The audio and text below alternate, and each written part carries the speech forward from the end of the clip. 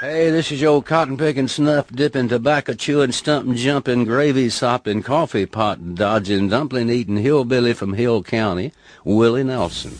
American farmers are losing their farms at a frightening rate. For generations, this land and the occupations that it provided were handed down from father to son.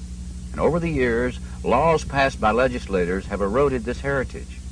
The government and our nation's banking system are slowly becoming this country's sole farm owners. So in order to turn the tide, the American farmer needs a successful cash crop. Now, hemp is a plant that's proven to be versatile in creating over 50,000 products, from cloth and paper to fuel and medicine. And when prohibition was leveled against liquor, it was still legal to grow corn and grapes for other purposes. Now, this should be true of hemp. Return our roots to America and help re-legalize hemp.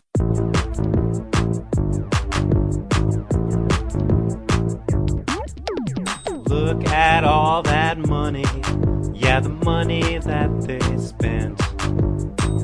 Take another look and take some time for hemp. Don't cut trees for paper, cause it hurts the environment. Stop deforestation, yeah, it's time for hemp. Oh, an acre of hemp makes 20 barrels of oil. Need for pesticides to poison all our soil. People got no food, they got no clothes, they got no rent. Well, it's time for hemp. Throughout Earth's history, hemp's been used, no mystery. Hemp is legal to pay your taxes for more than a century. Check your faxes, the founding fathers made sense to me. It's time to grow hemp legally. It's time to grow hemp legally. It's time to grow hemp legally. Think of all the uses. It's money that's well spent.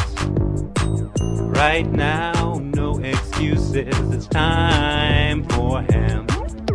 Sustainable green industry. That's our intent. A better place this world will be. It's time for hemp. Fuel and food and clothes and soap. Housing, cars, yeah, cars, no joke. Henry Ford built a car of hemp. It's time for us to do it again. People be employed, balanced farming as it's meant. Right now, it's time for hemp. Hemp is the first necessity of wealth and protection of the country. Words of Jefferson Thomas. He grew hemp, why not us? It's time to lift the hemp ban. It's time to lift the hemp ban. Yes, we can. Yes, we can. You can make a difference. Yes, we can.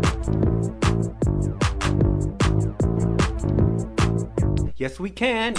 Look at all that money. Yeah, the money that they spent. Take another look and take some time for hemp. Don't cut trees for paper, cause it hurts the environment. Stop deforestation, yeah, it's time for hemp. Whoa, an acre of hemp makes 20 barrels of oil. No need for pesticides to poison all our soil. People got no food, they got no clothes, they got no rent. Well, it's time for hemp. Yeah. Thank you for taking time for hemp. I'm your host, Casper Leach. You are listening to the big broadcast today just a little bit earlier. In fact, this is a 2-hour special presentation. Two hours of conversation that we would like to eventually make it to the ears of all the leaders in the world. Time for Hemp is taking very seriously today's conversation, and we are putting together a great panel of people with some great moderators to bring forward this information that is so important that we think that the whole world needs to learn about the importance of ending prohibition. On the program today, we'll be having Paul Stanford joining us as one of our moderators. Everybody knows Paul. He's been with the program for a long time, and He's also one of the founding fathers of the marijuana movement. And people have been listening and learning from Paul for a long, long time. But we've also got another great activist as well who'll be acting as a moderator, and her name is Anndrea Hermann. And Anndrea, I'm going to let you introduce our panel as they come on today. All right. Well, hello, everybody, and welcome to the first of 5 great Global Cannabis Summits we're having here, and thanks to Casper and all the American Free Radio team for bringing us together. I'm having the pleasure today of sitting up in the Asheville Parkland region of Manitoba with Chris Federowich. Chris Federowich is with Federowich Farms and is the vice president of the Parkland Industrial Hemp Growers. Chris is a third-generation farmer and second-generation hemp producer, and alongside his mother, they cultivate 7,000 acres of mixed grain and special crops in Manitoba. Federowich Farms is a founding member of the Parkland Industrial Hemp Growers Co-op, and I spent 7 summers up here with the Federowiches working on my initial hemp research, so this is my old stomping ground, so it's great to have a good excuse to come up here and visit. Federowich Farms is one of the first and largest hemp growers in Canada. They're pedigreed seed growers. They're also members of the Canadian Seed Growers Association. They've held board seats with the Seed Buckthorn Association, Hemp Trade Alliance, and also was awarded a Conservation Farm Family of the Year. Chris is following in his lead of his late father, Joey, and continuing to educate people about the cultivation of industrial hemp. So I'd like to welcome Chris Federowich to the program this morning. Thanks, Anndrea. All right. So, what we were talking about with Chris, we're going to talk about some basic farming. So, Chris, why don't you tell us a little bit about what the Parkland Industrial Hemp Growers are? The Parkland Industrial Hemp Growers basically is a board, a cooperative, actually. We started off basically with starting a seed growing type of situation. We have a breeders group, I guess, or a group of guys who grow different seed varieties for us, including myself. So that's a big thing, obviously. We're working on different seed varieties to accommodate the people who are processing grain at this point in time, the people who are in food development companies, in the food development industry. So we basically initially wanted to be growing seed varieties specifically for them. So we have a breeders group and a breeding program. So what we want to do, obviously, is supply food processing facilities with the grain that they're looking for. And some of those great qualities that you're breeding for would be looking at those essential fatty acid profile, the gamma-linolenic, and also looking at seed size. Absolutely. GLA is a big thing. People want high GLA content. Taste is a big thing. So, it doesn't matter how big the seed is or what it yields, it has to taste good. So that's what we're kind of basing our work on. Also, and down the pipeline is becoming, a disease-resistant type of situation also for seed varieties. We want it to be a high-yielding variety.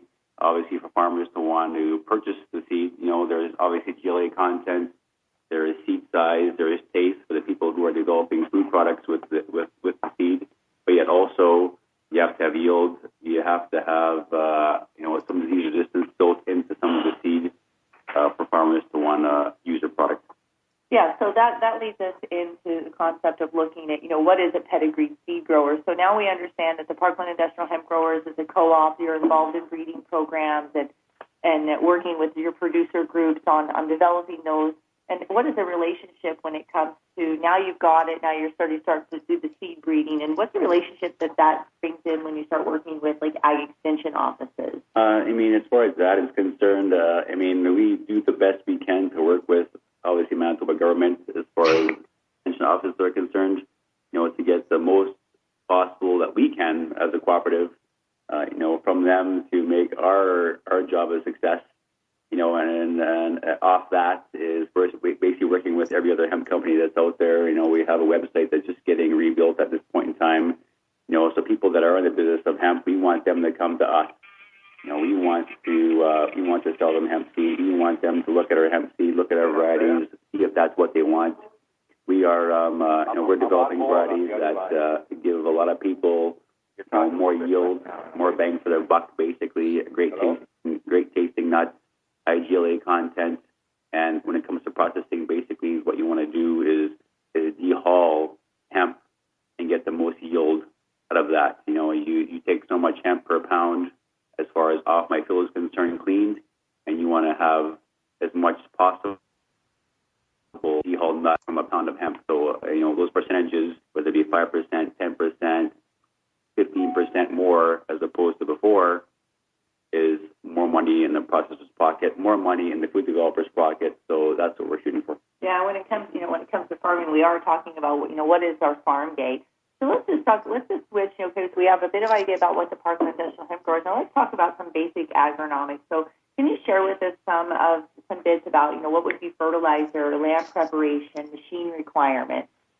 I mean, it's not rocket science to grow hemp. I mean, obviously it doesn't like its feet wet.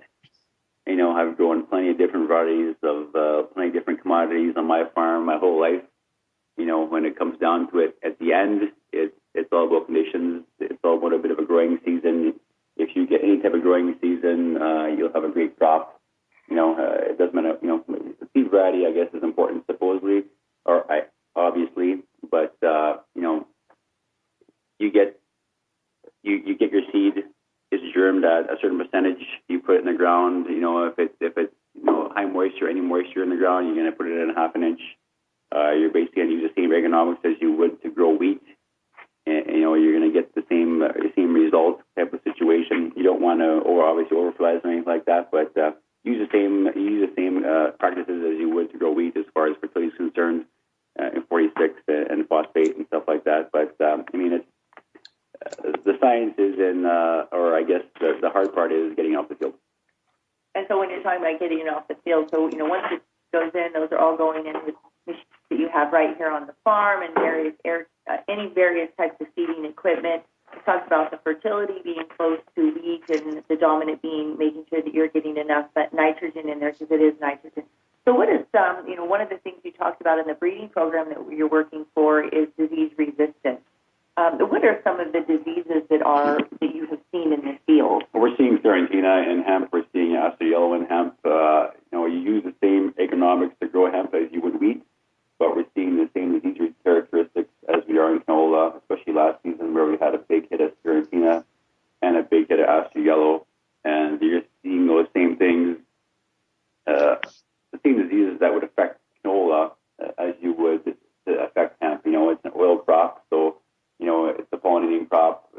It takes up that kind of situation. So you got to watch out for stuff like that. I mean, there's nothing really you can do at this point in time. There's no registered fungicides for hemp or anything like that. But, as a conventional farmer, we're hoping to see some of these things come in the pipeline. Basically, farmers want to grow hemp. If they're going to grow hemp, they want to make sure that's going to happen. They want to get everything they possibly can if it's that type of season to ensure that they have good yield. Because unfortunately, at the end of the day, it's about dollars and cents.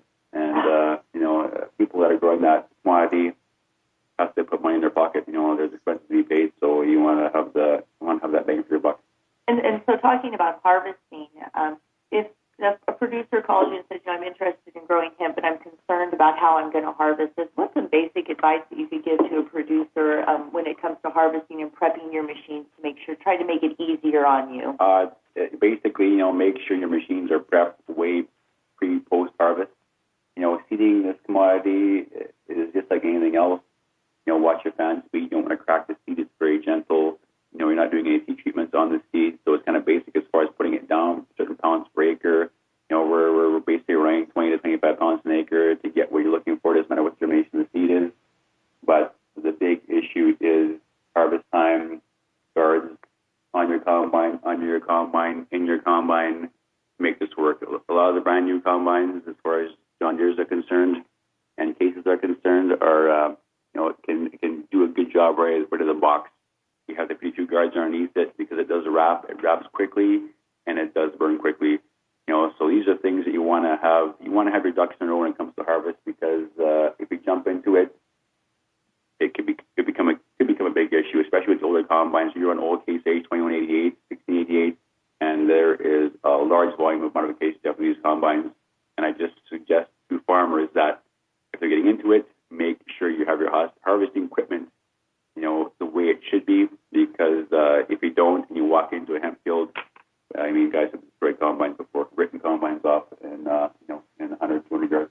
And that's really operator error. So Chris is advising, really slow down, pay attention to what's going on, making sure your machines are prepped, everything is sharp and free, and you're examining that combine as you go through. One of the conversations Chris and I were having last night about, as we move forward in the U.S. and other parts of the world, and what would be your advice to a producer who's coming in industrial hemp has not been grown in an area, they have not known varieties and how they're impacting. What is an advice to a producer group? Let's say, what would be one of the first things that you would suggest? I would suggest that don't go all in.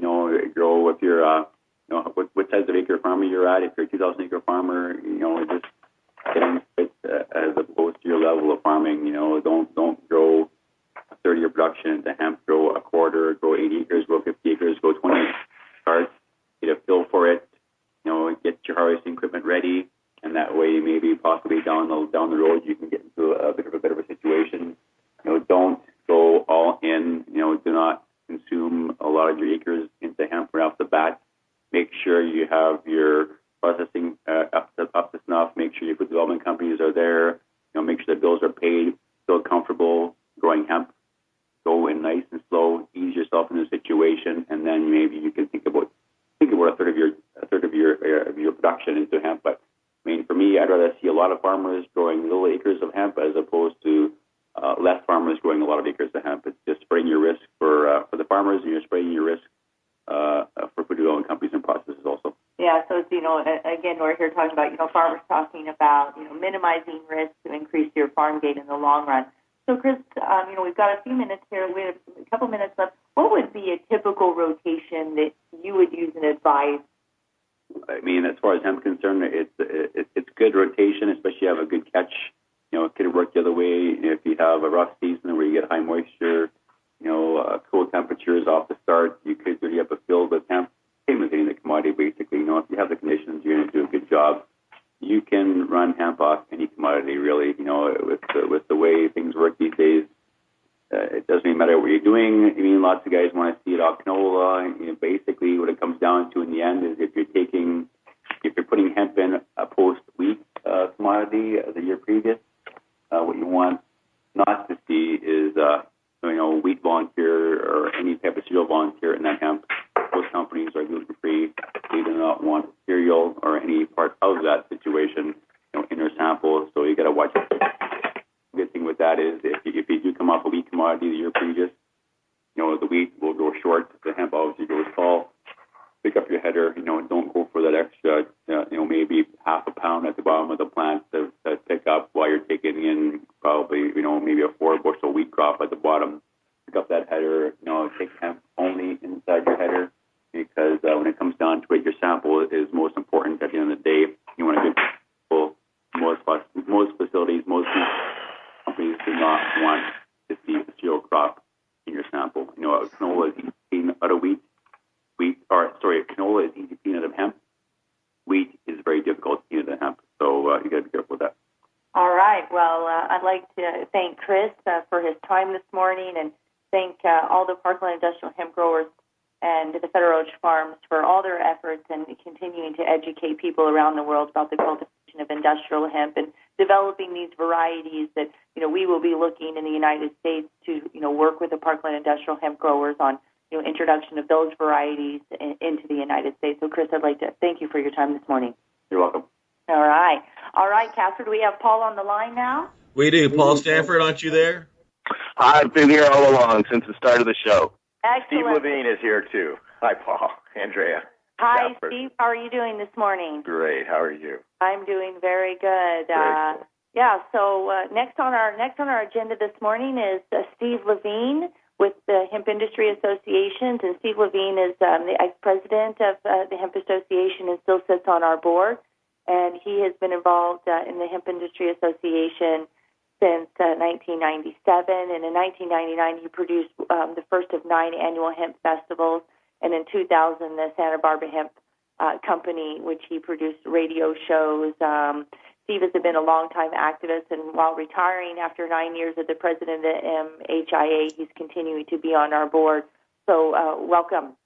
Thank you. Thank you very much. And as you know, I also serve on the board of Vote Hemp, which is the nonprofit industrial hemp lobby group. The Hemp Industry Association, known as HIA, is also a nonprofit industrial hemp group, but we're a trade organization. So we represent businesses, industrial hemp businesses and farmers and researchers, and we have about 300 members.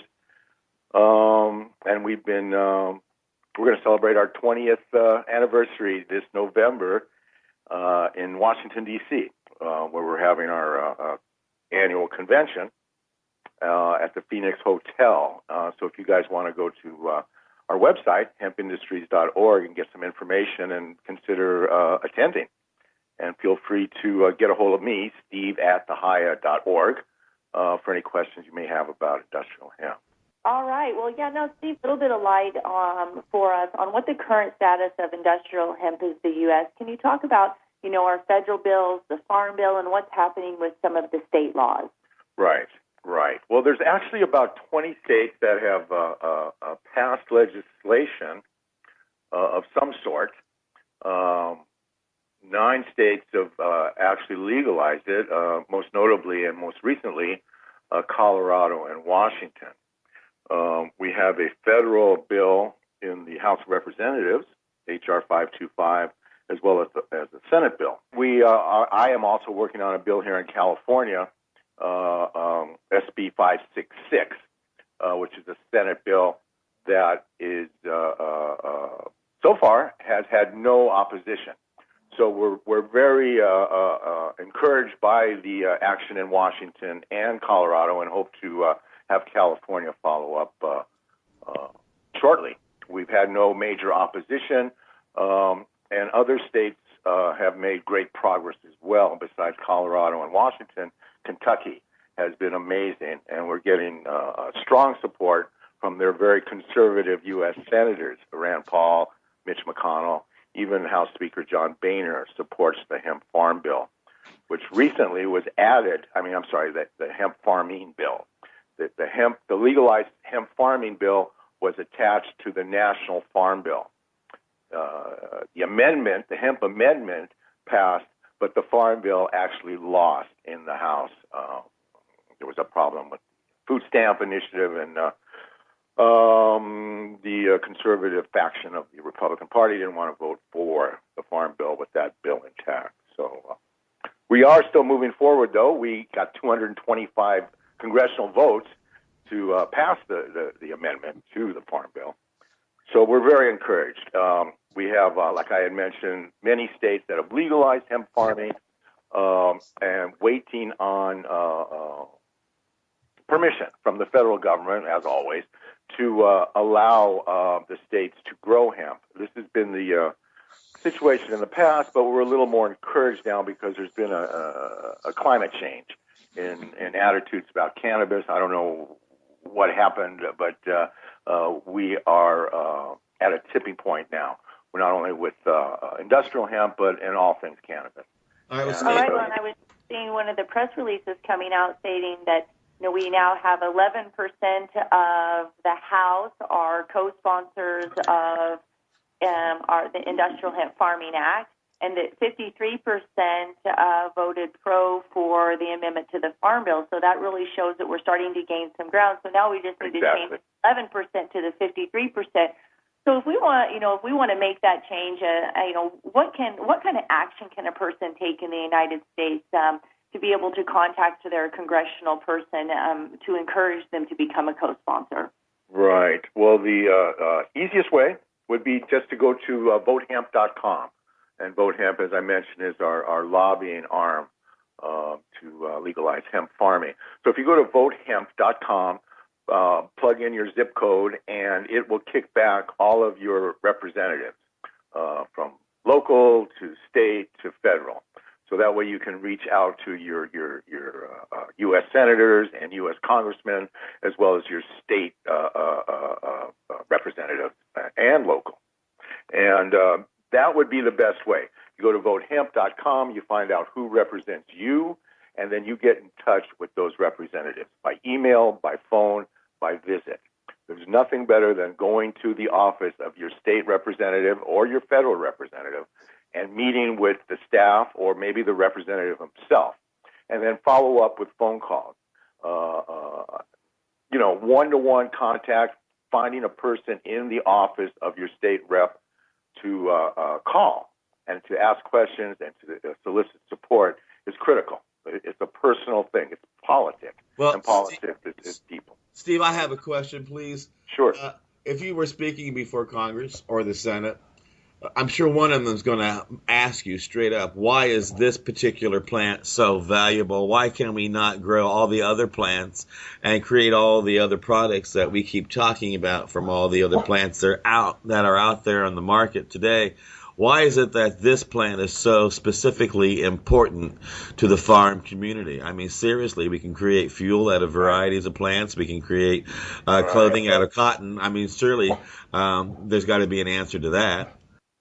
Well, I mean, of course, there's the whole confusion or misrepresentation or misspeaking about what cannabis is, because there's definitely different kinds of cannabis.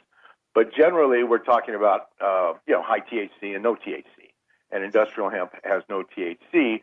The problem here is that we cannot grow the plant. Everything about all the products, our industrial hemp products, are legal in the United States. Everything is legal but the plant. So, in other words, it would be like outlawing poppy seed bagels being cooked in the United States, but we can import the bagels from Canada. They'll be 3 times more expensive and they'll be stale, but it's legal. But the plant itself is not legal to grow. So this is our main problem. Why poppy seed muffins and bagels are legal, but industrial hemp food is controversial? It's silly. So right now, with the progress we've been making on the political stage, state and federal, we're hoping that by next year things will change. Colorado will be growing a crop next year. There's some farming going on now. I'm not a little unclear about that. Anndrea may be more in tune with that than I am. But we are making incredible progress. We got 225 votes. Like Anndrea mentioned, we got 53% of the House of Representative votes getting the hemp farm bill attached to the National Farm Bill. 225 out of the 435 members of the House of Representatives is huge. It's very huge. And we are very close to actually legalizing all things cannabis. And I'm looking forward to that. So I don't know if I answered your question. Apparently, we're going to be able to create a huge job base, not just in America, but around the world. Will this have an impact on Wall Street? Will it take the need for Wall Street out of the equation? Will it create more of a cottage industry, not just in our own backyard, but globally? That's a big question with a lot of speculation required that I am not qualified to answer. I mean, to replace Wall Street, I don't know about that. But will it be a big time industry? Yes, I totally believe it will be. As we move forward, we need alternative forms of energy. And this is one of the potential values of industrial hemp, is creating hemp fuel. We're actually a long ways off from it. But it is a possibility, and hopefully within the next few years, we can add fuel to the many important uses of hemp, including building materials and food and clothing, paper, etc. All right, so Steve, can you just share with us quickly? We have a few minutes here left for this segment. Can you talk to us just briefly and tell us how people can become involved in Hemp History Week? Yes. I was asking some questions about, what the market looks like. Can you give us an idea of what the retail sales are? And then before we leave today, I definitely want you to hit on a couple of the speakers that will be at the Hemp Industry Association's conference coming up in November. So brief us on Hemp History Week, annual sales, and talk about the conference coming up in November. Well, the conference in November is the 17th and 18th. And the 17th will be the Sunday, and it'll be our annual general meeting day. That's when we'll have the speakers, and that's when the membership will meet. And then on Monday, the 17th, the 18th, which also happens to be my birthday, is Lobby Day. And we're going to get the membership little training in the morning on the 18th, and then we're going to march down with 5 or 6 or 7 dozen people to Congress and lobby for industrial hemp. We actually have bills in the House of Representatives and in the Senate that we can lobby for. So hopefully we'll be able to make a dent in that and lead the way for 2014 to actually be growing hemp in the U.S. So part of that has been, building up to our conference. We've just ended the 4th annual Hemp History Week. Steve, what's Hemp History Week all about? Well, Hemp History Week is an annual education and promotional hemp awareness project that we just finished our 4th annual one in June. And we have a major presence. Whole Foods is involved, Nature's Path, Dr. Bronner's, Nutiva, the 2 big hemp Canadian hemp companies, Hemp Oil Canada, Manitoba Harvest, and other hemp companies sponsor this national program that is done. We do about 1,000 events during Hemp History Week, and different activists in different parts of the country take the lead on these events. Whole Foods is the major player. They do about 500 events, and then we do another 500 or so events throughout the country. Best thing to do is to go to online, hemphistoryweek.com, hemphistoryweek.com. All right. That will get you all the information you need to get started and start planning for next year, which we've already begun. All right. Well, Steve, thank you so much for your time today, and we really appreciate all the efforts of the Hemp Industry Associations, Vote Hemp, and the Hemp History Week team, all of your members, and we'll look forward. As everybody knows, I'm the president of the association, so on behalf of myself and Steve, we're really looking forward to having everybody come to the conference in November and join us on our lobby day so that we can make this personal contact that Steve talked about how important that is. So thank you so much. Steve Levine, thank you so much for your time today. Thank you, Anndrea, and everybody. Casper, Paul, love you guys. Take care. All right. So, Summer, are you on the line there? Hello, I'm here. Hi, Summer. How are you doing today? I'm good. And hello, American Freedom Radio, Paul and Casper. Great to be on with you guys.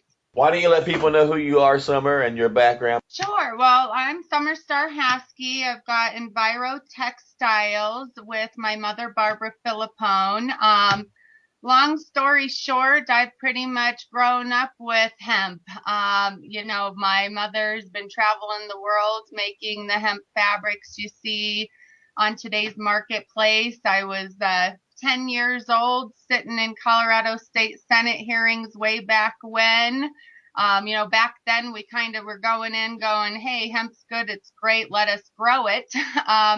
And, we even got far enough to where we only lost by 1 vote all those years ago. And, of course, today we've got a whole lot of great, credible information and more amazing products to really push it through. Enviro Textiles is a textile fabric supplier. So we stock over 100 various hemp fabrics in the U.S. To really give a good variety to brands wanting to implement hemp into their line. So we've got everything from 100% hemps to various blends and every weight and weave and color you could think of now. We do supplying to the brands that are out there making the hemp products. And of course, those brands are what are so important to be out in the public pushing, the products that we're really wanting to see people finally get to take advantage of and enjoy and create better health for themselves. That's great. Well, thanks so much. So all the work that you and your mother have done throughout time to really put, hemp on people's backs and, pimping out rides and from the couture line to the very simple, plain, basic T-shirt. So we're really thankful to have you and your mother part of the industry. Now, Paul, did you have any questions for Summer? What do you think the impact of Colorado's changing environment is? Are you involved in any attempts to establish hemp cultivation there in Colorado? Well, absolutely. We're really excited over here in Colorado. As many of the listeners know, Colorado's been pushing forward pretty quickly. And, the biggest thing that we've really seen and some things that have surprised us out here in Colorado is really the farmers' reactions. That's the most important supporters that we need right now to get hemp for industry back in the U.S. is knowing we've got the farmers to grow it, first of all. And there's some areas of the state that may be a bit more conservative than others that we thought, okay, it's going to be more of a push and let's get out the best of the best to show them what can be done. And we found that they were actually calling us going, hey, we realize we need this. We have a lot of issues in Colorado with how dry our climate is and being able to have these drought resistant crops. A fourth generation farmer gal on the Western Slope I talked to recently said, we're losing all our fruit to the late freezes in the spring and then everything else to the droughts in the summer. And we have nothing left. We need this or there will be no future family farm here. So, that's been a huge thing in Colorado is knowing we're going to have the farmers support that's going to help show our state government and hopefully, our full federal government that, this is really needed and it's needed for our farmers, it's needed for our workers, and it's needed for healthy products for us. And on top of the ability to maybe get back on this global exchange and be part of this whole hemp network. The U.S. has become the largest consumer of hemp-based products, and it's time we get our hands in on those first steps and maybe supply other countries with the hemp that we're going to be able to grow.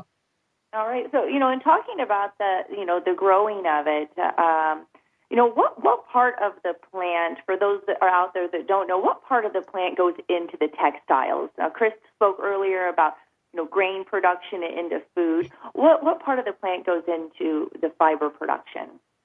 Well, of course, hemp grows like a big stalk, and of course, the seeds coming off the top, and the stalk is what's holding our fiber. Now, there's a outer ribbon of that stalk, so it's almost like almost any kind of a twig. If you were to snap it in half and pull it, you almost see that outer core that kind of creates its own little strip of sorts.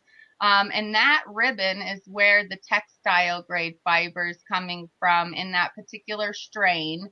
And of course, it then has to go through combing to then grade out the various fiber lengths. That's something that comes up an awful lot is, why are hemp fabrics so much stronger than other natural fibers? That's something we all rave about, is that this hemp product's going to last forever for you, besides it being healthy and cool. And, the best explanation to that for people is, if you imagine that hemp fiber coming out of the ribbon, and that can be 8 to 18 inches long, that fiber. So it's like a hair. You've got this long hair, where a cotton fiber is anywhere from a 1/2 inch to 2 inches long. So when you're spinning those little hair fibers into a yarn that's going to then go into making a fabric, imagine all that extra length of the fiber all spinning together. And that's where our durability is coming in, is we've got these long, amazing hemp fibers that I like to say is like angel hair, because it really does look like it.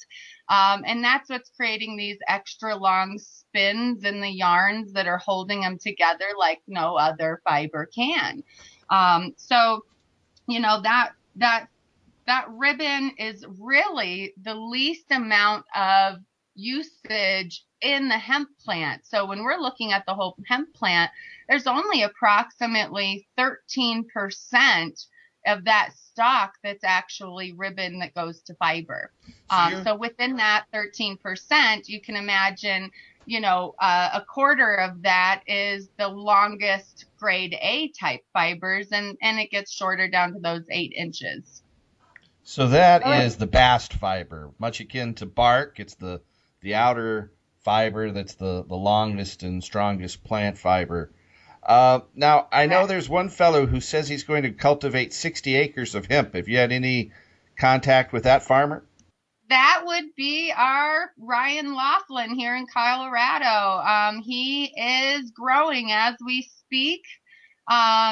He's really excited to kind of pave the way and show the proof of concept that, yes, it can be done, and we're doing it. And I'm actually honored to be holding a discussion group with Ryan here in a couple of weeks. Colorado's having their first Arise Music Festival, which is bringing some amazing speakers and workshops, and really trying to unite the like minds and bringing people together here in Colorado to help lead the way and bring people together and form a solid green army as we move forth, in other words. And it's going to be quite the event. They've actually signed a 7-year contract with an amazing organic farm that I have to say I was really surprised to hear these guys went for it, because this place hasn't allowed anything to touch the soils for over 30 years. But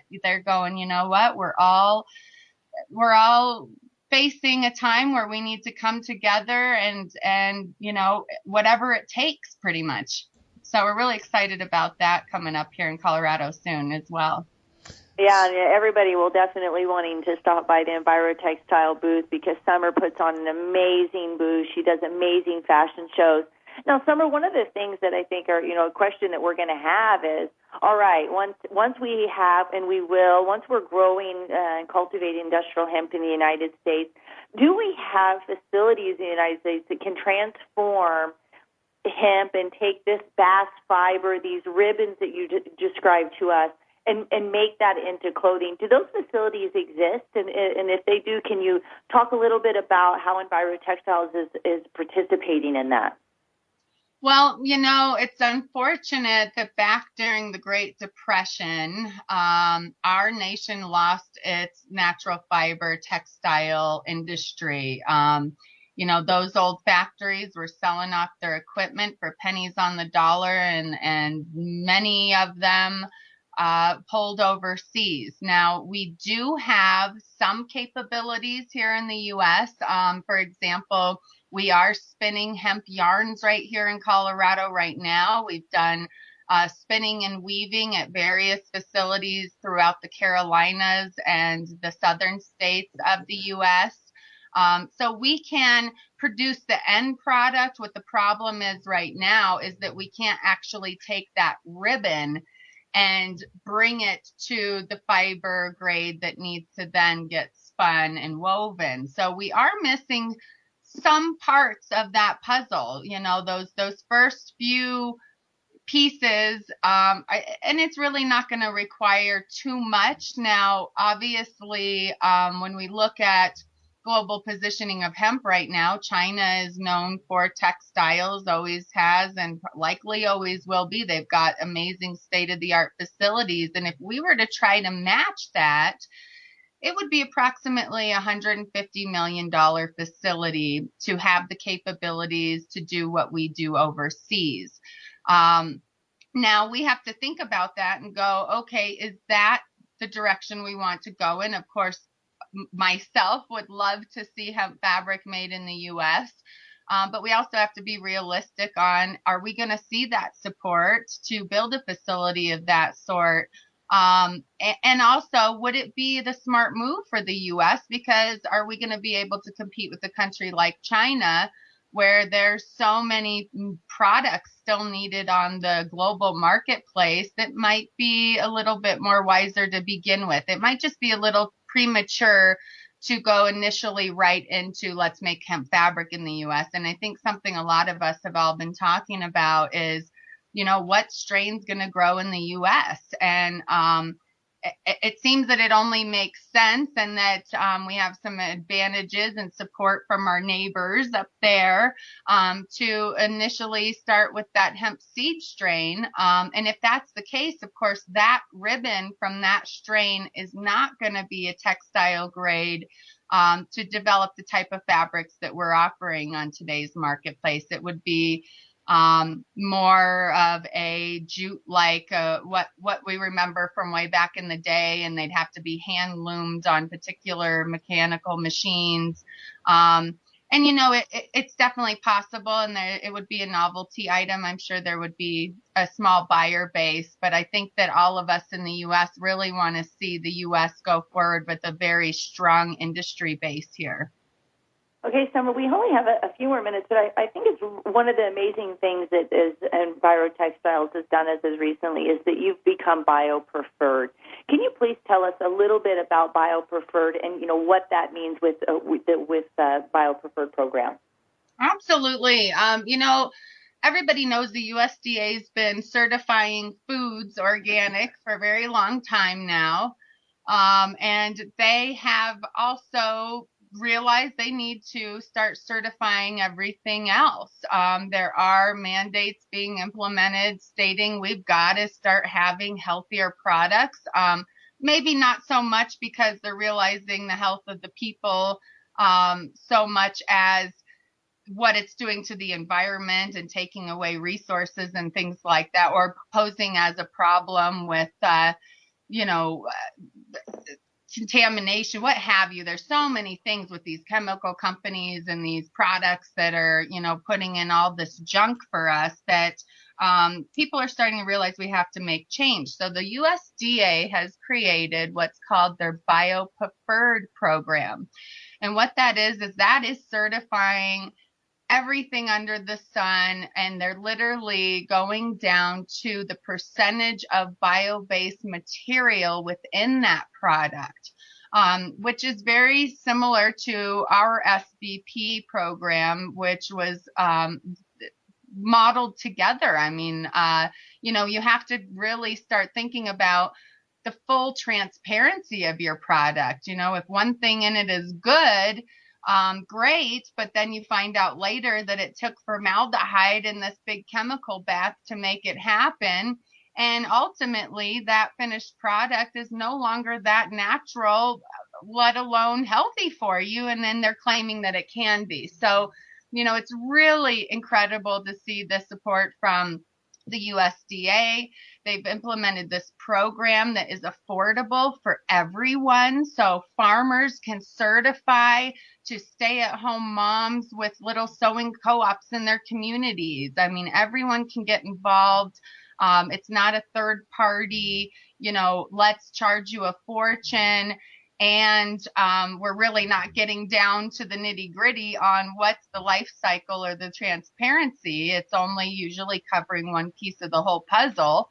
And now we really get to see what our products are made from. And, our U.S. labeling department is what really kind of needs to be cracked down on, because it's not fair for us to not know what's in our products. And so programs like this are letting us know. And I encourage anyone out there with a company to go on to biopreferred.gov and check that program out, apply for it.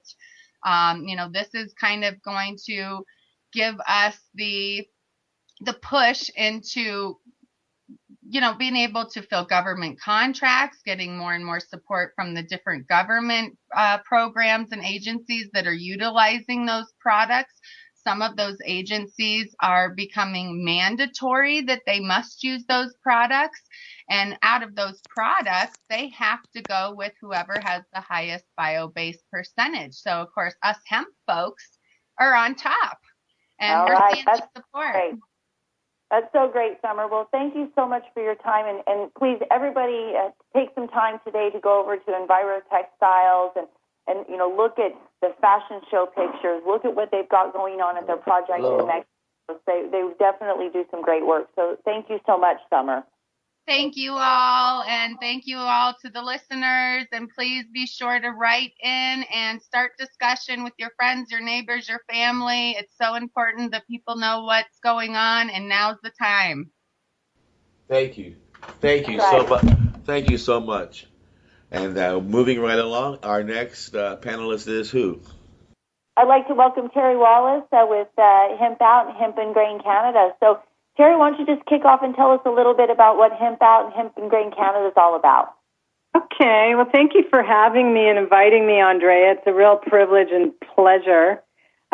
Basically, Hemp Out movement was started about 4 years ago by myself and about 8 savvy women across North America. Hemp Out itself is really about a social movement in support of the hemp culture. So we simply educate, we promote, we market, we socially engage with the consumers online, offline, about all things hemp.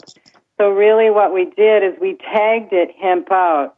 The purpose was simply to educate the masses on hemp. So, I mean, we all know, hemp itself is so misunderstood, and alongside its illicit cousin, cannabis, right? So yet Hemp Out really felt a strong alliance and come together as women to collectively just bring more education to the masses. I mean, we all know that hemp is so versatile. It feeds the planet. It supports the sustainability. We saw that there was a social movement. It's got the cool factor. We really pride ourselves in being socially engaging on the social media sphere. We see food landscape changing, so we really are about educating and connecting with the consumers, watching the food trends in the marketplace and merchandising. And the girls do a great job on blogging and socially connecting with a lot of the like minds out there in the hemp and the cannabis culture, really just to show that there's a huge force and people just need to be educated. And, so that's where it came from. A bunch of girls, and it started about 4 years ago, and we've been active ever since and enjoying it and seeing what's happening. So that's where we started, Anndrea, and that's we continue to support the entire industry, both hemp and the cannabis culture. And so, Teri, I mean, I know you have such a diverse background from, publishing, design, marketing, business administration, but also some of the things, that you're certified sports nutritionist. You also have your CC in H with a natural health holistic nutrition degree. We have a lot of background, not just talking about, how can we market this and put this out there in our social media world, but when it comes to actually what hemp does in your body. And so can you just a little bit, about what the role of Hemp Grain Canada is and how that message comes across when you're talking about that, looking at the market forces when it comes to hemp foods, when focusing on the nutrition side. Absolutely. I mean, our corporation came to life in about 4 years ago, and the corporation is Hemp and Grain Canada. I mean, what that is a devoted team of brokers, and we have an infrastructure to provide a source and service in North America, and we do particularly specialize in the hemp ingredient.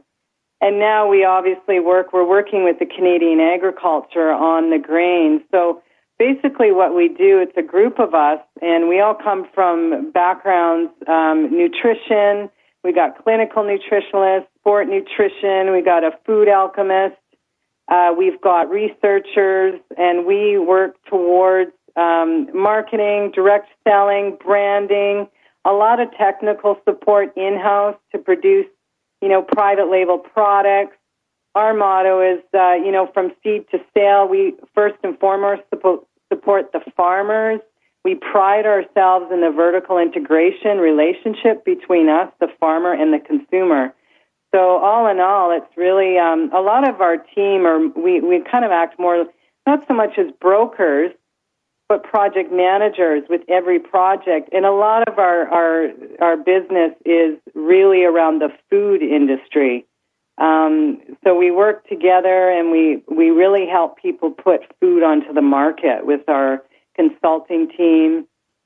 and all of our nutritional information, and we deal direct with, the Canadian agriculture. More importantly is all the hemp that we've been working with for the past 4 years, and it's been a lot of fun, and we see a lot of things opening up. I mean, when you talk about the major market forces, Anndrea, when it comes to hemp foods, I mean, I truly believe it's today's conscious consumer that's, they're more informed now than ever. And I mean, part of my background is an extensive internet background. I mean, we started seeing the internet make huge changes in the industry and how the world is shifting through the internet, and globally and organically the messages are spreading like wildfire.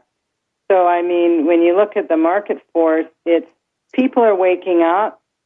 The world's shifting, it's transforming. Food landscape in general is more important now than ever. I mean, we have health issues such as celiac, diabetes. We've got chemical and environmental toxins, flooding the environment.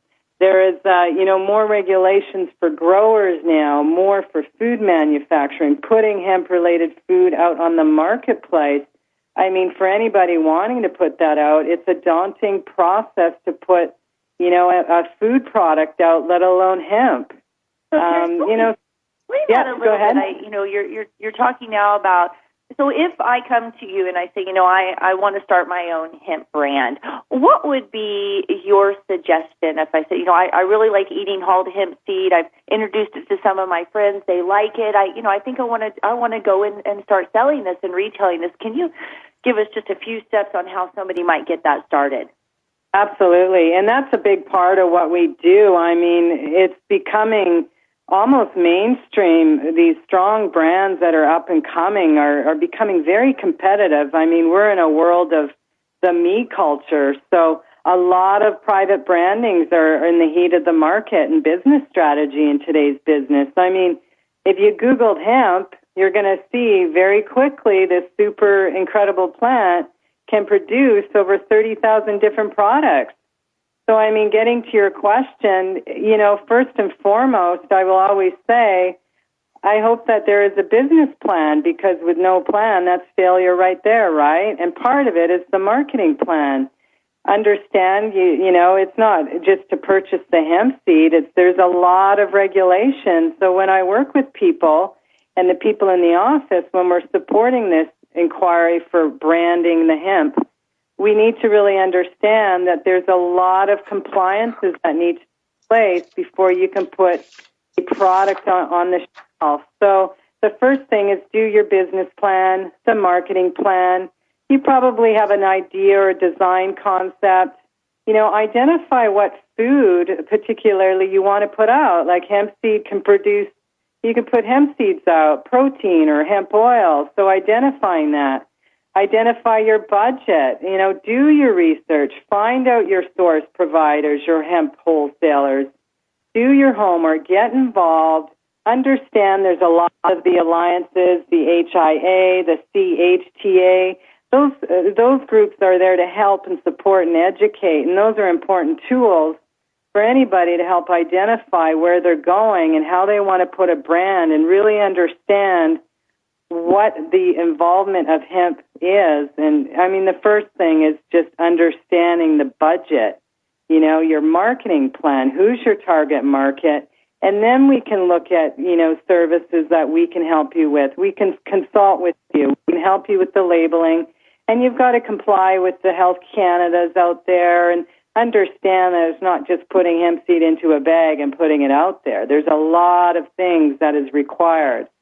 So that's part of what we do at the Hemp Out Agency, as well as other great leaders like Hemp Oil Canada. I mean, we're doing a lot of good things for private brands, and really because hemp is growing, it's got the cool factor. It's going on, right? And so you're bringing out a really good point about this collaboration that's happening within the industry. So you've got all of these, the companies are really working together to promote their brand, but then they're also not just promoting their own brand.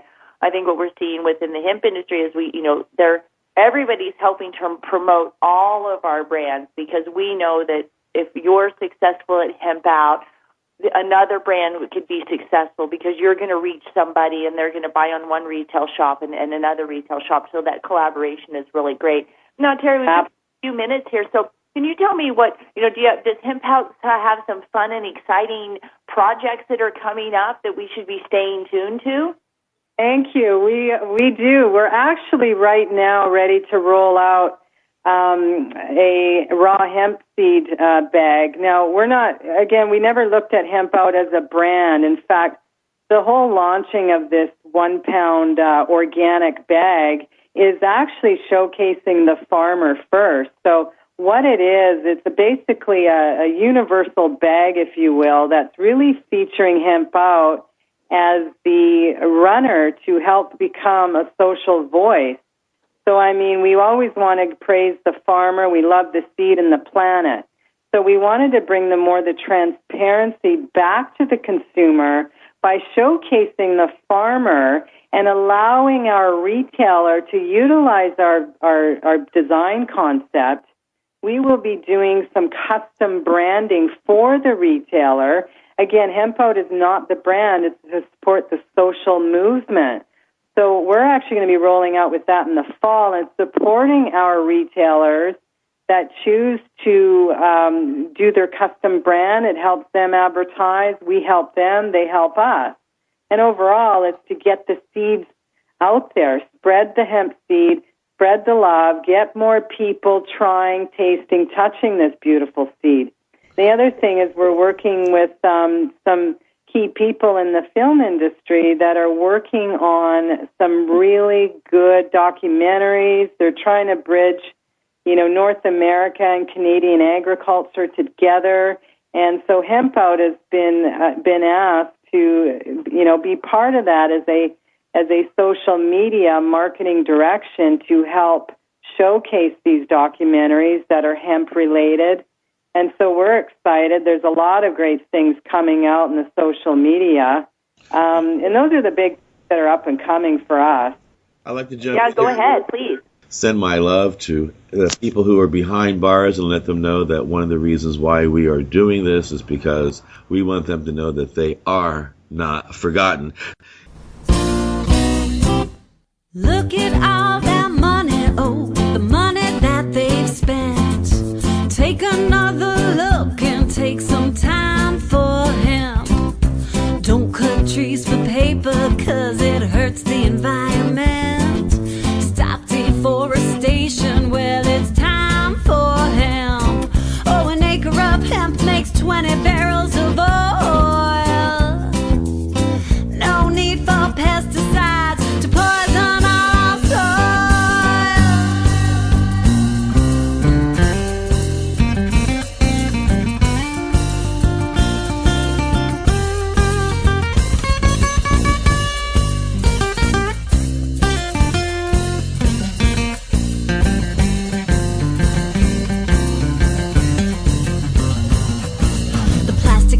From the resin of hemp is far more durable than the steel we've bent. It's the biodegradable alternative to the toxic petrochemical derivative. So I think it's time to form a new industry. Help heal the planet with a plant you see. Like Tommy J said, it's the first necessity. So grind it and combine it with the food we eat. So many different ways it can lift us up. Free hemp planet and refuse to corrupt. Free hemp planet and refuse to corrupt. Free hemp planet and refuse to corrupt. What's up?